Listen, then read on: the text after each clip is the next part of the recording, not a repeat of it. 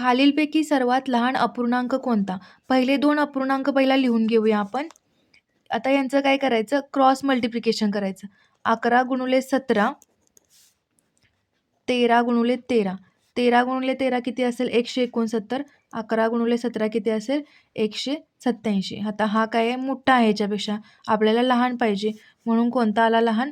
13 आणि 13 भागिले 17 हा या दोन्हीपैकी लहान आला. दुसरा अपूर्णांक याच्याबरोबर घेऊया. आता या दोघांच्यात आपल्याला काय बघायचं? यातील लहान कोणता आहे? 13 गुणुले 9 तिरकस गुणाकार केला. 17 गुणुले 7. 17 गुणुले 7 119.